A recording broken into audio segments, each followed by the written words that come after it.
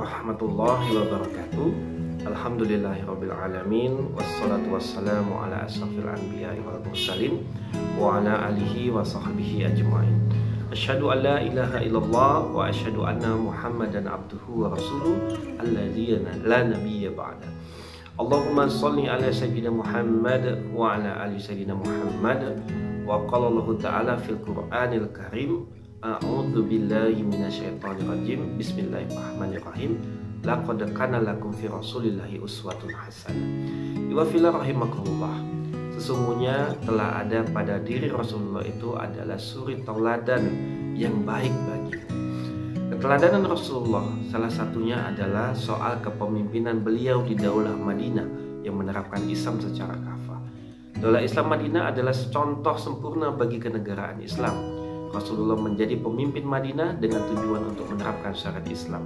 Begitulah semestinya seorang pemimpin dalam pandangan Islam. Iwa fillah rahimakumullah. Al-Quran mengenalkan istilah khalifah sebagai konsep kepemimpinan Islam. Disebut dengan istilah raja karena memimpin kerajaan, disebut sultan karena memimpin kesultanan, maka disebut khalifah karena memimpin khilafah. Sangat sederhana sekali. Itulah mengapa para khalifah seperti Abu Bakar Siddiq, Umar bin Khattab, Utsman bin Affan, dan Ali bin Abi Thalib memimpin sebuah institusi bernama khilafah. Begitupun khilafah Bani Umayyah dan Utsmaniyah. Para khalifah adalah pemimpin Islam yang menerapkan syariah Islam. Esensi khilafah dalam Islam adalah untuk menerapkan syariat dan hukum Allah secara sempurna di berbagai bidang kehidupan manusia.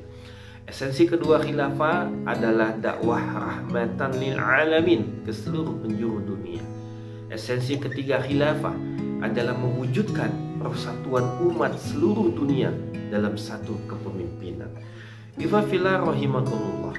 Menurut Syekh Abdul Majid Al-Khalidi di dalam kitabnya, khilafah didefinisikan sebagai kepemimpinan umum bagi kaum muslim secara keseluruhan di dunia untuk menegakkan hukum-hukum syara serta mengemban dakwah Islam ke seluruh dunia.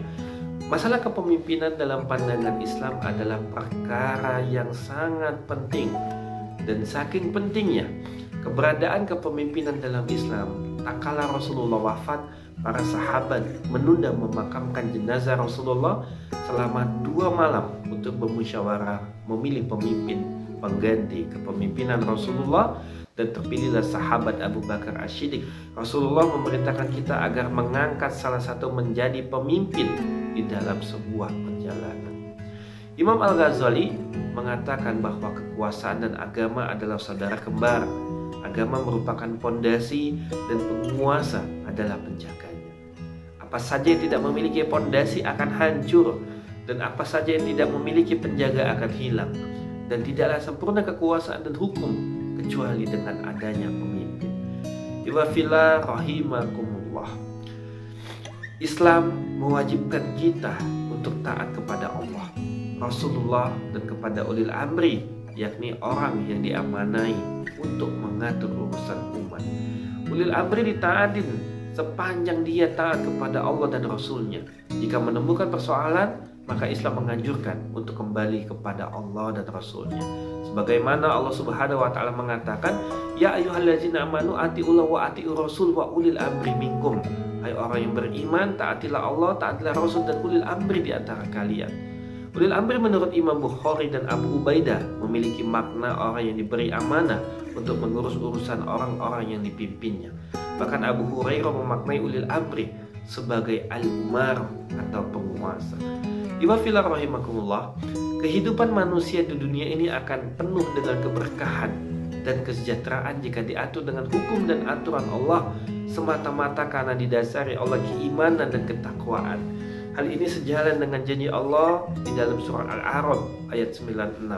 Walau anna ahlul qura amanu wattaqu la fatahna 'alaihim barakatim minas sama'i wal ardi walakin kazzabu fa arasnahum bima kanu yaksibun. Jikalau sekiranya penduduk negeri-negeri beriman dan bertakwa, pastilah kami akan melimpahkan kepada mereka berkah dari langit dan bumi. Tetapi mereka mendustakan ayat-ayat kami, maka kami siksa mereka disebabkan perbuatannya. Dengan demikian, penguasa dan pemimpin yang tidak terdorong terciptanya masyarakat yang beriman dan bertakwa akan jauh dari keberkahan Allah Subhanahu wa Ta'ala. Penguasa yang tidak menerapkan Islam secara kafah bukan hanya akan menimbulkan kesengsaraan rakyat, lebih dari itu kita tidak boleh memilihnya, apalagi mentaatinya. Demikian ihwafillah, mudah-mudahan bisa dipahami untuk kita semua dan menambah sakafah kita di dalam bulan suci Ramadan ini. Bagaimana kita menyikapi kepemimpinan dalam Islam yang merujuk kepada kitabullah. Assalamualaikum warahmatullahi wabarakatuh.